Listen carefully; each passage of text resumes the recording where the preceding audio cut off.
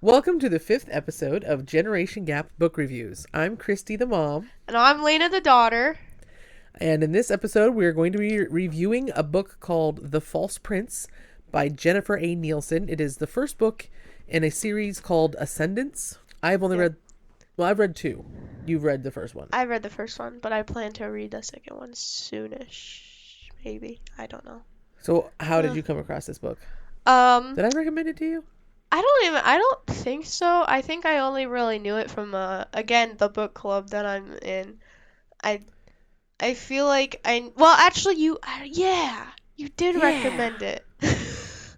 You recommended it to me, like a while back, and then, I had to read it for book club. We got it at a thrift store. We got it at thrift Because store, and you got it for me. yeah, Yeah. because I saw it at the thrift store and I thought, you know what, I think you'll like this That more than and I did. that and Artemis Fowl, which I still haven't read, but My story essentially is, I can't even tell you what book it was, but there was a book I read, and I was looking at other reviews or something like that for it, and someone compared it to The False Prince.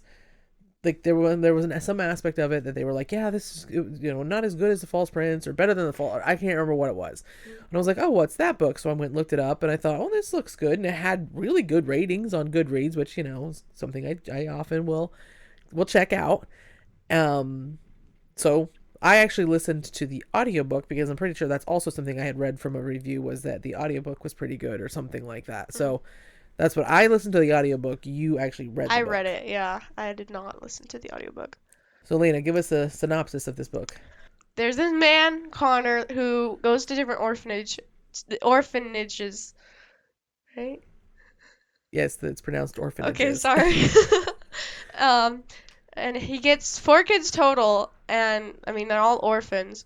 So Sage is the main character, and he's the last one picked up. And basically, Connor is picking him up because he wants to train them to be a prince, because there's this prince that went missing, and they need him because if not, there could be a civil war, and then the enemy nations could this it could all go to destruction. Um, The missing prince leaves them vulnerable, yes. and yeah, there's a threat of civil war, which would make them even more vulnerable to attack from their enemies outside of the nation. So it's a political thing essentially, but Yeah. he wants to train one of them not to be a prince, but to pretend to be the long lost Yeah, prince. yeah, yeah. Pretend to be. So then, they don't go to war. So so he finds four orphans, hmm and he does that so that he can start to train them and figure out which one would work best as Yeah. the false Then you would prince. pick one. Yeah. So that's the synopsis. Yep. What did you think of the book? I enjoyed it. It was very interesting. I feel like I was really into it the entire time through, pretty much. Yeah, I Edge of your just seat? not exactly edge of my seat, but I was enjoying it. And you were very, very much engaged, very curious about what was going to happen. Yeah. Yeah, me too. Yeah. But for me, it was because I was like, what's going to happen? Because what is happening here? Like, what is the point of this? It just, to me, it felt slow. Yeah. I mean, I could see that for the beginning of it, but I feel like I definitely enjoyed it more than you. Which is So that's kind of normal, though. normal for us. Yeah. I mean, I didn't not like it. It was all this political stuff, and I'm not necessarily a huge fan of a book where pretty much everybody is mean, Oh, yeah. and the main character is treated terribly, has to watch their backs constantly, and there's like no allies. Although I think he kind of ended up with an ally, but Yeah. it was an unlikely person, if I remember right, and it wasn't like right. It took a while for it to hmm happen, for that to develop.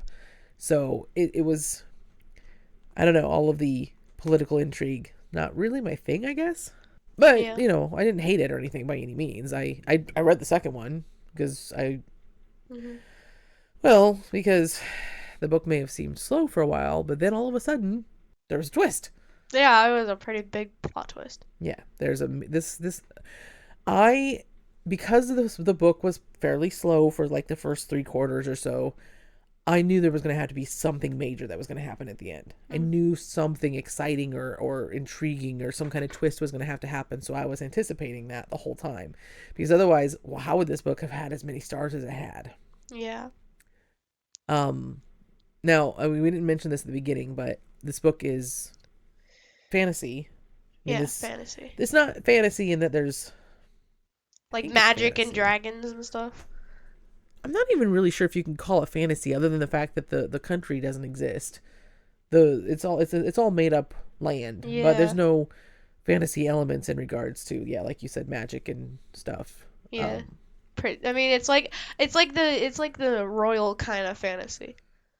Yeah, but it's Uh, definitely written for teens. Yeah, like younger teens Yeah, I think more. 12 to 14 maybe.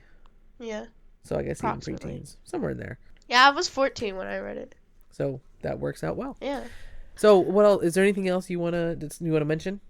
Well, I want to say kind of like that Sage as the main character.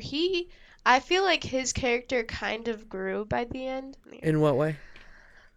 Like I think he was I feel like he learned some things like that made his character a little bit better, at least by the end. Okay. From like what I can think about, what I can think of. You learned some things from what you can think of.